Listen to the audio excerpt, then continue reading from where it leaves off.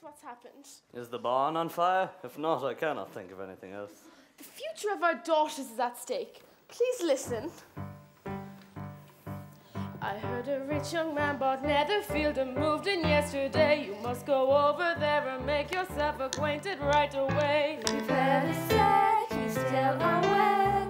He has a fortune that's unrivaled in the county, so they say. There's no delay, he's here today. They say he's charming and he has a handsome countenance as well.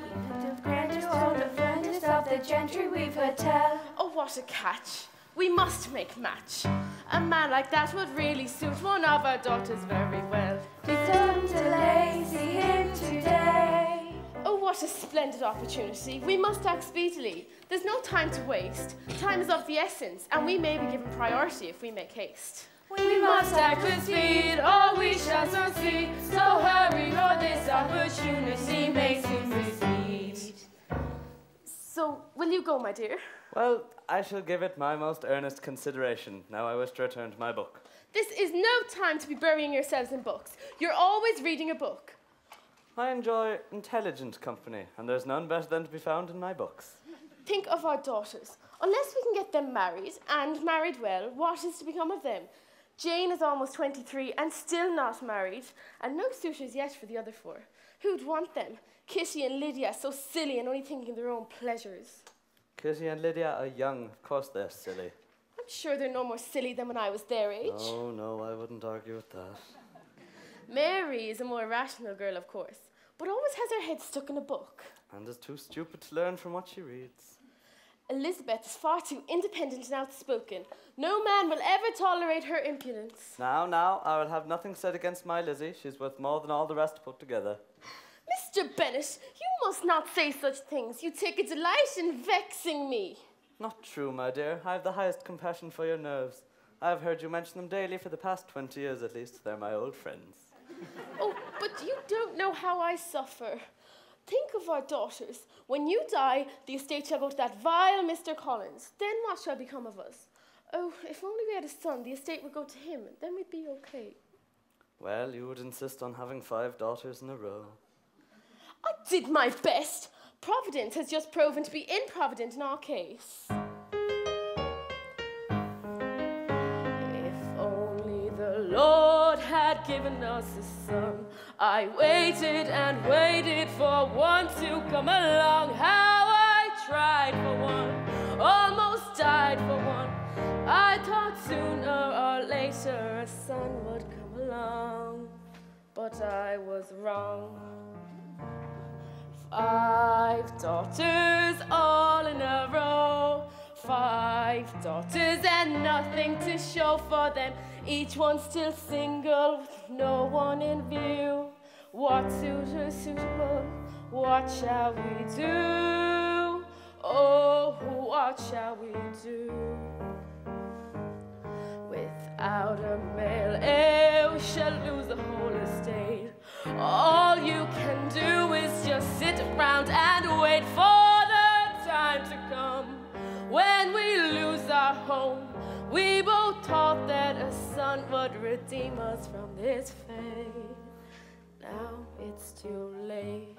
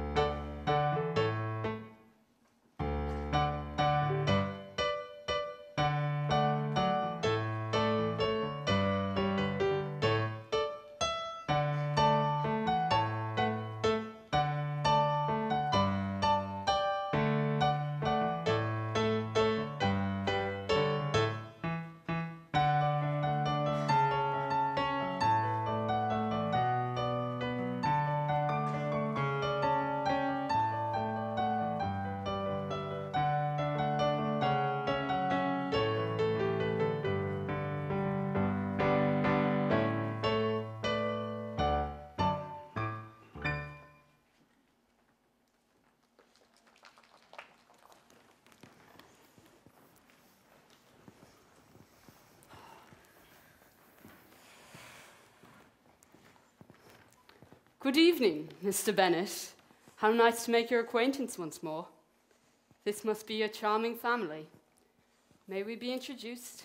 I'm sure my family would be delighted to make your acquaintance. My dear, this is Mr. Bingley.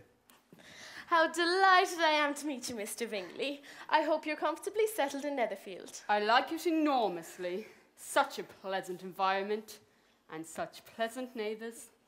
These are my daughters, Lydia, Elizabeth, Mary, Kitty, and Jane. It's a pleasure to meet you all. And now may I introduce my sister, Caroline, and my good friend, Mr. Fitzwilliam Darcy. Miss Bennet, may I have the pleasure of the next dance? Oh, what a charming young man. His friend is quite handsome too, though a little cold fish, I thought. Yes, he was much the same when I called on him yesterday. But why didn't you tell me you had met Mr. Bingley yesterday? Oh yes, I called on him yesterday morning. And why didn't you tell us? I wanted to get the measure of Mr. Bingley, with no presence of overly curious females. And what do you make of him? Seems a very pleasant young man, and obviously quite wealthy too. Oh, what a splendid opportunity.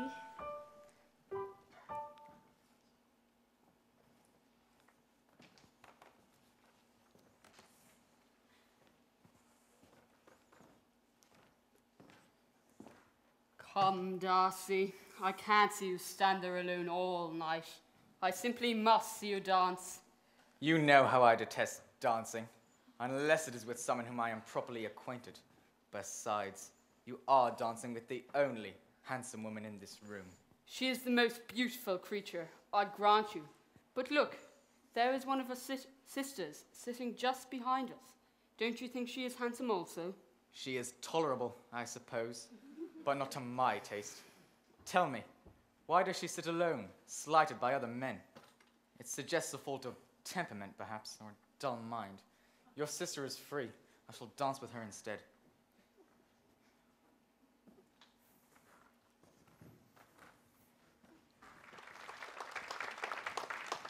Mr. Bingley seems to be quite taken with Jane, I've noticed. Not jealous, are you? No, of course not. I'm delighted for her.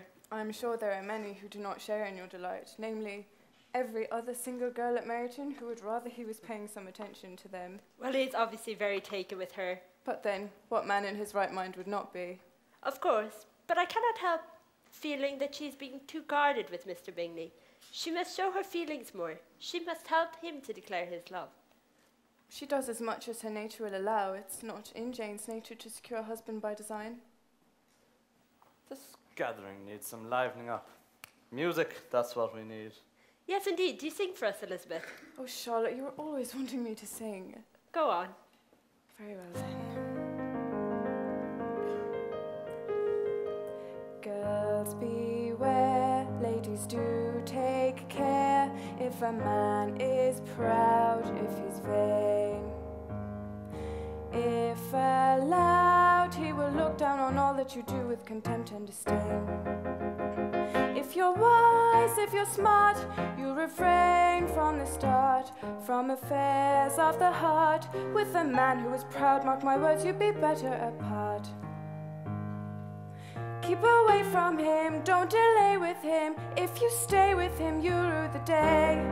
Don't believe in him, take your leave of him. Turn and run away, for there's no doubt you will grieve of him if you should stay. So please heed this advice, or you'll soon pay the price. There is no sacrifice to reject one who's proud and find someone who's modest and nice.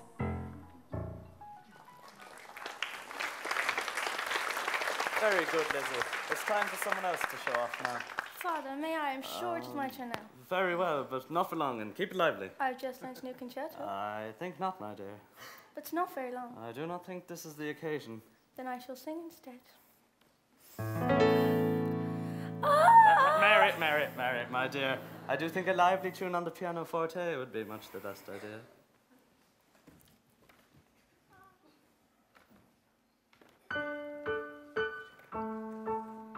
Isn't this a pleasant way to spend an evening?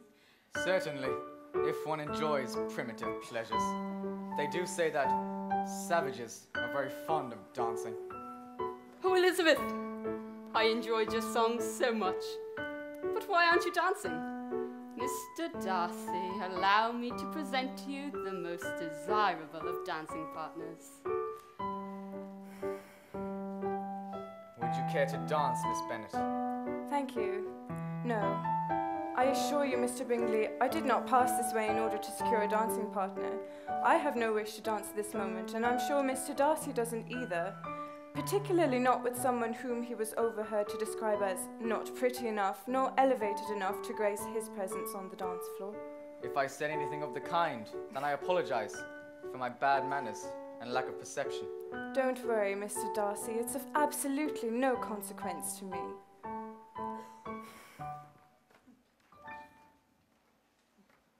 You look somewhat disconcerted. No doubt you're irritated by the company here tonight, by the inspistent entertainment and the noise. Oh, the nothingness and yet the self-importance of these people. It's all very tiresome. I would love to hear you strictures on them. I was not thinking of them. What were you thinking of? I was thinking of the curious impact a lively tongue and a fine pair of eyes can have on a man. Oh, Mr. Darcy, whatever do you mean? She is a remarkable lady, Elizabeth Bennet. Elizabeth Bennet, I'm astonished. Astonished? Yes, so am I.